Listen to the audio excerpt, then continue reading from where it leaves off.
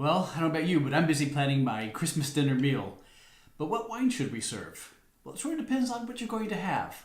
So I have three options for you. Stay tuned and we'll look at each one.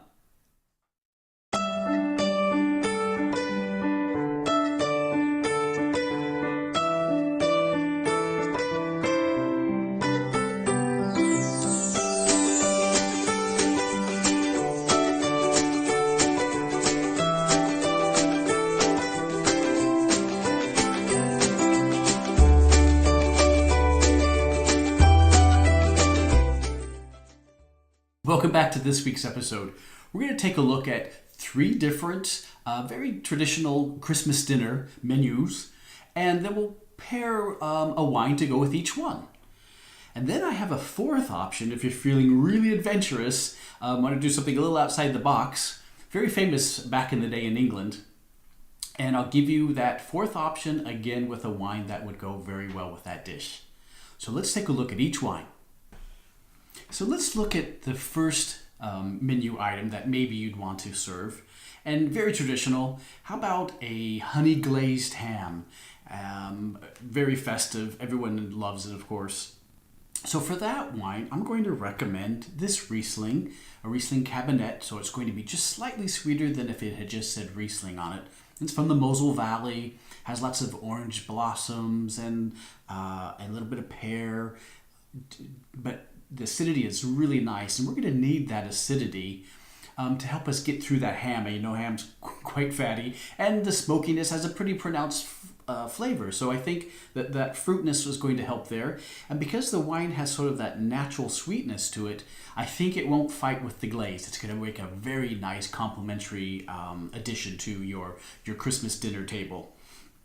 So I think this is just an outstanding example. So when you go to the wine retailer, this will be a tough one to find at a grocery store. So this is definitely going to be one of those visits to, say, Total Wine and More, or even a Whole Foods, for example, Wegmans, etc., something like that. So a fine grocery store or a wine retailer, and look for a Riesling Kabinett to go with your Christmas ham this Christmas.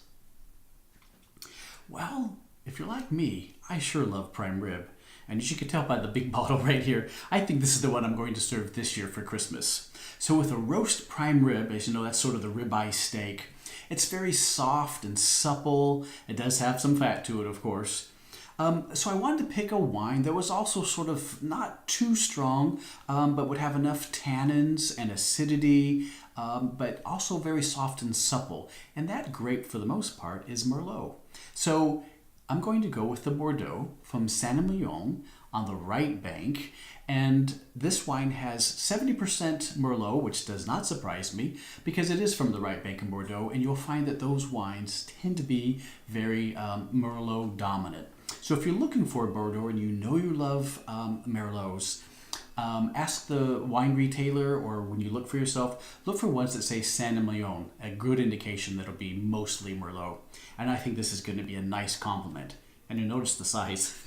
It's not just the two of us this year. So we're bringing this wine over to our friend's house to share with them and their family. And so I went with the larger format bottle. It is sort of nice and festive. If you think you're going to have a lot of people and you want a bottle this size, it's just sort of a nice thing. It's celebratory, perfect for the holidays. So Christmas prime rib and a Bordeaux from Saint-Emilion will be probably my year celebration for Christmas dinner. Well, what about a beef Wellington?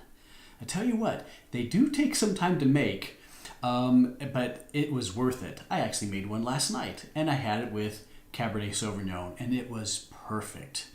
Remember, the beef Wellington is usually going to have a filet mignon, right? But it's the whole tenderloin. And it's wrapped almost always in mushrooms and then some sort of puff pastry, and more things can be added to it, but that's sort of the three things that are in it, right? So it's the beef, it's the mushroom, and it's the puff pastry. Sort of a lean cut. It doesn't have a lot of fat, and between the beefiness and the mushrooms, you want something that's going to complement that umami-ness, and I think a Cabernet Sauvignon from Napa Valley is going to be perfect. And I went with the classic. You know, the beef Wellington is sort of one of those classic old school meals that you expect to be having in leather booths and a dimly lit restaurant. Really some nice flashback memories there. So I wanted to go, you know what, let's go with the Robert Mondavi Napa Valley Cab. Let's stick with classic and classic. I think this wine has lots of that black currant and dark plum and just some firm tannins, which you're going to need, right, to get through the buttery crust and the beef tenderloin and those mushrooms. But I think it should be very, very nice. And when I tried it last night, it was just superb. So I recommend for your holiday table a Napa Valley Cabernet to go with your beef Wellington to really showcase, and it makes such a festive appearance when you slice into it and serve it to everyone. Trust me, you're going to hear a lot of oohs and ahs if you serve a beef Wellington this year. Well, I hope you have enjoyed looking at 3 wines to go with 3 different Christmas dinners. I think it's going to be a wonderful Christmas season for you, and all of these I think will be just fantastic options for you. But I did promise you a 4th option if you were feeling real adventurous. Well, how about a roast goose? Now, I haven't been adventurous enough to actually make a roast goose for myself, but it is definitely on my bucket list of things I'd like to make. But what I actually end up doing every year, we go out with some friends of ours to a French restaurant not too far from the house. Very famous old school French place. Making very classic French cuisine, and they sort of tend to come from the Alsace region of France. Well, they make a roast goose, and we pretty much stick to that every year. So the goose comes with a chestnut stuffing, and it's just delicious. If you haven't had goose, it may sound quite as strange, but really, I think it's actually nicer than turkey, much more enjoyable. And you have 2 wine options, and I think I've learned quite a bit by talking to their sommeliers. And so I pretty much go over these 2 wines, and they would be a white wine from Alsace, probably sticking to an Alsatian Riesling or an Alsatian Gewürztraminer if you wanted to do the white wine pairing. And I've done that, and they both are fantastic. I've been doing this for quite a few years, and so I've had just about all the pairing options you can on their menu. And then for a red wine, this is where it's a little tough, because you really want a red wine that doesn't have too much tannin in it to sort of fight with the chestnuts and the dark meat of the goose. And so I sort of stick to a Cru Beaujolais, and usually say like a Morgon tends to work really well.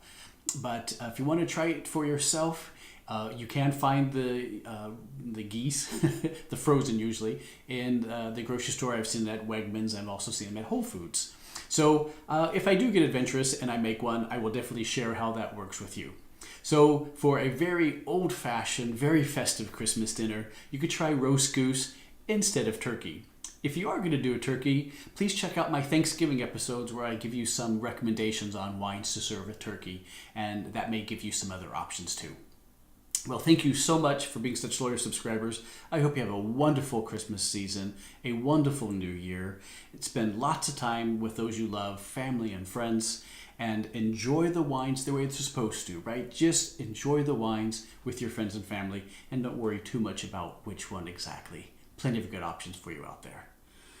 All this talk about wine and Christmas and having a good time has made me very thirsty. So until next episode, everyone, cheers.